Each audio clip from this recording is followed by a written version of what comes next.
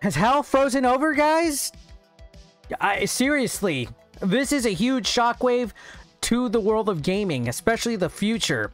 Microsoft has acquired Activision Blizzard for $68.7 billion, like Dr. Evil would say, dollars. Now, I'm sure you heard everybody else talk about it. RGT85, Dreamcast Guy, Spawnwave, Metal Jesus Rocks. I'm going to throw my hat into the proverbial clickbait bathtub right now and talk about it for a little bit. This is huge news, guys. Last year, Microsoft did something similar with the acquisition of ZeniMax, Bethesda, and that caused quite a stir. They didn't pay $68.7 billion for Bethesda, though. They did for Activision Blizzard, but that's because there's some huge, heavy-hitting studios. You got Toys for Bob, Infinite War, or Infinity War. Not Infinity War, that's Avengers. You know what I'm talking about. Anyways, games like Warcraft, games like Call of Duty, games like Spyro the Dragon, Crash Bandicoot, Overwatch can possibly be Microsoft exclusive now. Now, I'm sure just like with the ZeniMax acquisition, they're going to be doing case-by-case basis for these games, whether they're going to commit to the multi-platform contractual obligations that they may already have for games coming out in the near future, or Xbox could be like, screw you, this is going to be an Xbox property like Starfield.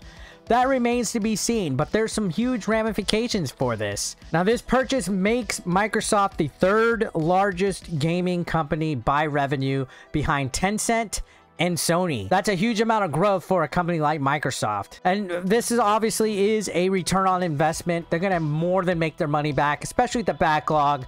They've already recently announced that all these games, or as many of the games as possible, will be going to Game Pass, similar to what Bethesda did with their backlog of games. So we could see a huge resurgence in content. Content is key, and Game Pass definitely has the content on there. So in regards to Sony, a lot of people in the past have said Microsoft just sucks when it comes to exclusives. It seems like they're purchasing all their exclusives now, which is business. A lot of people might not like this. I know the ZeniMax acquisition had some backlash from people saying that it wasn't fair, that they didn't want games like Starfield and, you know, Fallout becoming Xbox exclusives. But again, don't count your chickens before they hatch.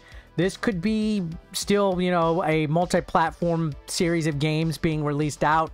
I see Xbox having every single right to have exclusives, or at least time exclusives for games. But could you imagine something like Call of Duty being a console exclusive? I don't think so. They would be stupid to do that because there's so much money to be made with Call of Duty. So I think games like Call of Duty and even like Overwatch are going to still be multi-platform. Now, the Activision Blizzard CEO, Bobby Kotick, as of right now, is going to continue to serve at his position. I know they've been under fire recently for a lot of those harassment and different allegations. I'm not going to touch that. You've seen Twitter, no comment, but it is expected that he will be resigning from his position as soon as this deal goes through, which is pretty big. I mean, they're going to be acquiring Activision, Blizzard, King, along with all the different studios that they own.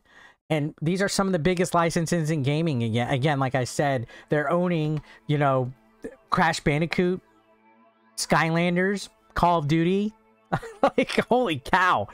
Now, who knows? Maybe this will cause issues later on legally for Microsoft. Maybe somebody might try to say this is an antitrust type of lawsuit thing. Who knows what could possibly happen with this, because they're getting some huge franchises in this sale. And Game Pass just announced that they've reached 25 million subscribers to the service. So now you got all this huge influx of content coming. I don't know if there's a set date for when this thing is going to close and they're going to actually own the company. I would assume due diligence will be taking place for quite a while, at least a couple months. But godly, this is exciting news. Gonna be interesting to see what contractual obligations remain in place, or if Xbox is just gonna be like, nope, that's gonna be strictly Xbox or not.